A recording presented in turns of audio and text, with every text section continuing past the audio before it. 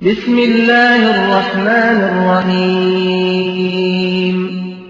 لقد رضي الله عن المؤمنين إذ يبايعونك تحت الشجرة فعلم ما في قلوبهم فأنزل السكينة عليهم وأثابهم فتحا قريبا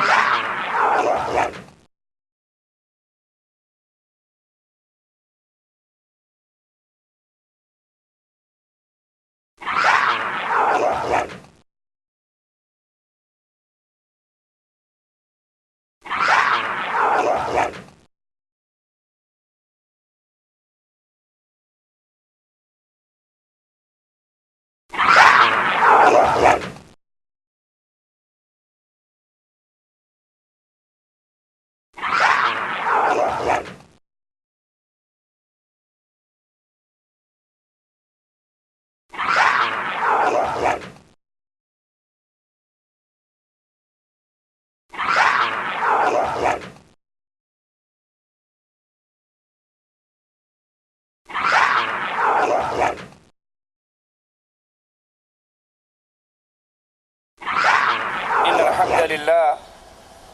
نحمده ونستعينه ونستغفره ونعوذ بالله من شرور أنفسنا ومن سيئات أعمالنا من يهده الله فلا مضل له ومن يضلل فلا هادي له أشهد أن لا إله إلا الله وحده لا شريك له وأشهد أن محمدا عبده ورسوله أما بعد أعوذ بالله من الشيطان الرجيم بسم الله الرحمن الرحيم قل هو الله أحد الله الصمد لم يلد ولم يولد ولم يكن له كفوا أحد سیدنا علی رضی اللہ عنہ وارضا رسول کریم صلی اللہ علیہ وسلم کے وہ عظیم الشان صحابی جن کے بارے میں امام الانبیاء امام اعظم محمد الرسول اللہ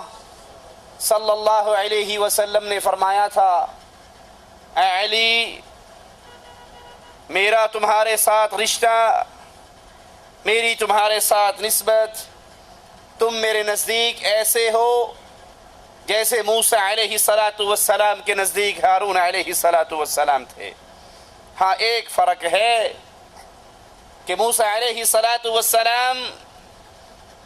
کی جو رشتہ داری، جو نسبت، جو تعلق ہارون سے تھا، ہارون بھی نبی تھے، میری تمہاری محبت تو ویسی ہی ہے، تعلق تو ویسا ہی ہے، لیکن لا نبی بعدی، میں آخری نبی ہوں، میرے بعد کوئی نبی نہیں ہے۔ سیدنا علی رضی اللہ عنہ امام الانبیاء کے تربیت یافتہ انسان، آپ کے ہاتھوں پہ، آپ کے سائے تلے، آپ کے گھرانے کے اندر تربیت پانے والے، اپنے دل کے اندر اللہ کا ڈر رکھنے والے، ایک جنگ کے موقع پر ایک کافر کو گرا لیا، اس کے سینے پہ سوار ہو گئے، تلوار اٹھائی چلانے کے لیے کہ اس کافر نے آپ کے مبارک چہرے پر تھوک دیا، سیدنا علی نے اس کو چھوڑ دیا اور کھڑے ہو گئے۔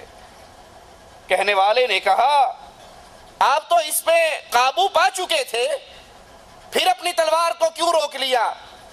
کہا اس نے میرے چہرے پر تھوکا تھا، میرے دل کے اندر یہ ڈر آیا کہ کہیں اس کو مارنے میں اللہ کی رضا کے ساتھ میرا اپنا ذاتی غصہ نہ داخل ہو جائے۔ جن کے پاس طاقت بے بہا، وقت کے خلیفہ ہیں، مسلمان حکمران ہیں، لیکن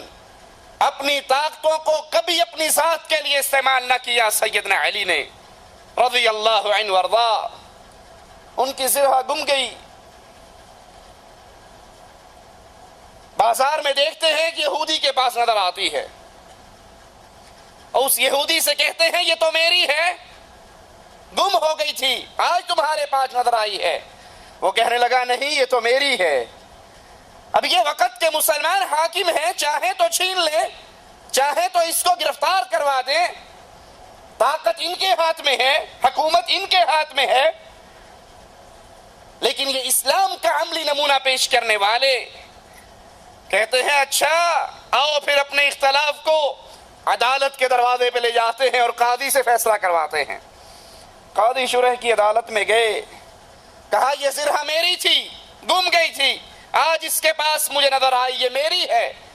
اور یہ ماننے پر تیار نہیں ہے۔ قاضی اس یہودی سے پوچھتے ہیں علی جو کہہ رہے ہیں تمہارا اس بارے میں کیا خیال ہے؟ وہ انکار کرتا ہے کہ نہیں یہ تو میری اپنی ہے۔ قاضی سیدنا علی سے کہتے ہیں تمہارے پاس اپنے دعوے کی کوئی دلیل ہے، کوئی گواہ ہے؟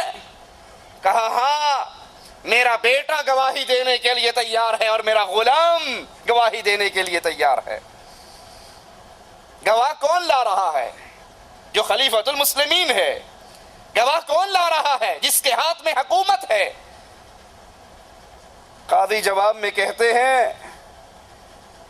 کہ باپ کے حق میں بیٹے کی گواہی قبول نہیں ہوتی، آقا کے حق میں غلام کی گواہی قبول نہیں ہوتی۔ سیدنا علی کہتے ہیں میرا بیٹا کوئی عام بیٹا تو نہیں ہے، میرا بیٹا تو وہ ہے جس کو امام الانبیاء امام اعظم محمد الرسول اللہ صلی اللہ علیہ وسلم جنت کے نوجوانوں کے سردار مقرر کر چکے ہیں، اس کی خوشخبری دے چکے ہیں اللہ کی طرف سے۔ کہا جو کچھ بھی ہو بیٹا تو آپ کا ہے، یہ قانون ہے کہ بیٹے کی گواہی باپ کے حق میں قبول نہیں ہوتی، غلام کی گواہی آقا کے حق میں قبول نہیں ہوتی، لہذا میرا فیصلہ یہ ہے کہ یہ زرہ یہودی کے پاس رہے گی، یہ اسی کی ہے۔ سیدنا علی رضی اللہ عنہ وارضا عدالت کے اس فیصلے کے سامنے اپنی گردن کو جھکا دیتے ہیں، کہتے ہیں مجھے منظور ہے جو فیصلہ آپ نے کیا ہے، میرا بھی یہی فیصلہ ہے، میں آپ کے فیصلے کو مانتا ہوں۔ یہودی حیران کہ یہ مسلمانوں کا عجیب دین ہے، یہ مسلمانوں کے اندر عجیب قانون کی مساوات ہے، یہ خلیفۃ المسلمین اسلامی حکمران اور عدالت کے فیصلے پر اپنی گردن کو جھکا دیتا ہے۔ وہ اعلان کرتا ہے کہ آپ بھی سچے ہو، آپ کا دین بھی سچا ہے، یہ زرہ میری نہیں سیدنا علی کی ہے، میں ان کو لوٹاتا ہوں اور اشہد ان لا الہ الا اللہ کا نعرہ لگا کر اہل ایمان میں شامل ہو جاتا ہے۔ وہ سیدنا علی رضی اللہ عنہ وارضا کہ جب اللہ کے رسول صلی اللہ علیہ وسلم کے خلیفہ سیدنا عثمان رضی اللہ عنہ وارضا شہید ہوئے تو پھر یہ مسلمانوں کے امور کے ذمہ دار بنتے ہیں اور خلیفۃ المسلمین بنتے ہیں، جنہوں نے اپنی زندگی نبی کے گھر میں گزاری، نبی کی تربیت گاہ میں گزاری، نبی کے ساتھ رہتے ہوئے گزاری اور ہر موقع پر نبی کے ساتھ رہے۔ فتح مکہ کے بعد عرب قبائل بڑی کثرت سے اسلام میں داخل ہونے لگے اور ظاہر خیال یہی ہوا کہ اب امن و امان، سکون اور شانتی کا دور دورہ ہونے والا ہے، لیکن یہ خیال چند دنوں کے لیے اور کچھ وقت کے لیے رہا۔ مسلمانوں کو خبر ملی کہ کفار تیاری کر کے مسلمانوں پر حملہ کرنے کے لیے روم کا بادشاہ اپنے لشکر کو لے کر آ رہا ہے۔ رسول کریم صلی اللہ علیہ وسلم اس بڑھتے ہوئے طوفان کے منہ کو روکنے کے لیے مسلمان فوج لے کر اس کے مقابلے کے لیے نکلتے ہیں اور 30,000 مسلمان اللہ کے رسول صلی اللہ علیہ وسلم کے ساتھ آقا علیہ السلام چلتے ہوئے سیدنا علی کو مدینے میں اپنا قائم مقام بنا کر جاتے ہیں۔ ادھر منافقین کا ٹولہ سیدنا علی کو طعنے دیتا ہے، ان پہ طنز کرتا ہے کہ آپ میدان جہاد سے پیچھے رہنے کے لیے یہاں پر رک گئے ہو۔ سیدنا علی جن کی زندگی ہی میدان جہاد میں گزری، جو لڑتے ہوئے اللہ کے شیر کی طرح کفار پر جھپٹا کرتے تھے، ان طعنوں کو برداشت نہ کر سکے،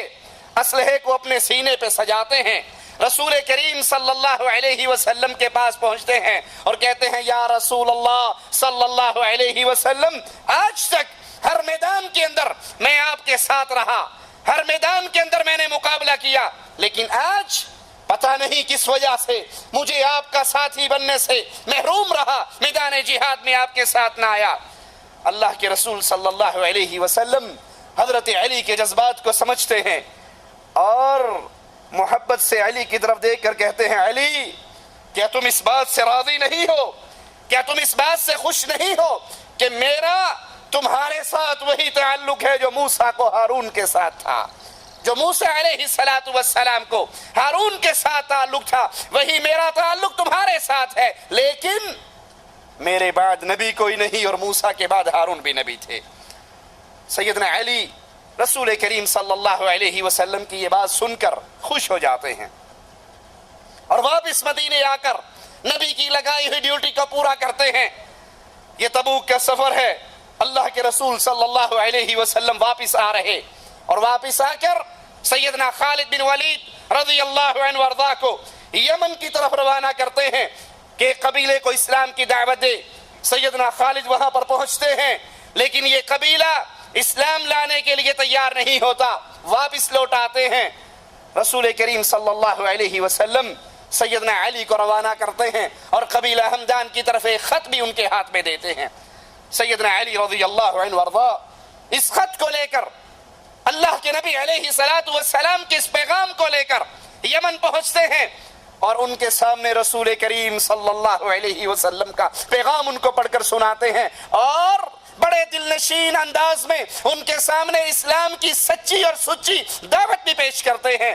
ایک طرف نبی کا خط ہے، ایک طرف علی کا انداز بیاں ہے جن کے بارے میں صحابہ کہا کرتے تھے ہمارے اندر سب سے بہترین قاضی بھی علی ہے اور بہترین خطیب بھی علی ہے رضی اللہ عنہ وارضا۔ کفار کے دل اسلام کے لیے کھل جاتے ہیں اور وہ اسلام کے اندر داخل ہو جاتے ہیں۔ ہجرت کے 10ویں سال سیدنا علی رضی اللہ عنہ وارضا کو قبیلہ مدحج کو اسلام کی دعوت دینے کے لیے یمن کی طرف روانہ کیا گیا۔ 300 سوار سیدنا علی کے ساتھ ہیں، وہ اس قبیلے میں پہنچتے ہیں، ان کو اسلام کا پیغام دیتے ہیں، لیکن یہ قبیلہ، یہ اہل یمن لڑنے اور مرنے کے لیے تیار ہو جاتے ہیں۔ سیدنا علی کے ساتھ صرف 300 ہیں۔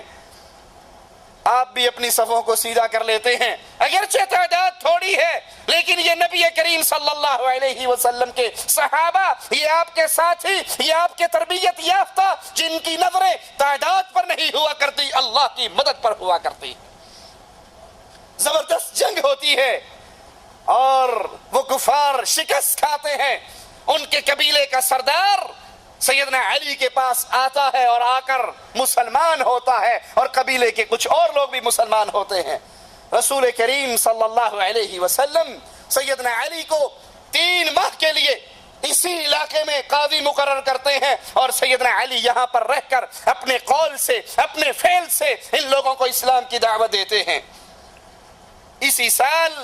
سیدنا علی رسول کریم صلی اللہ علیہ وسلم کے ساتھ حج کرنے کی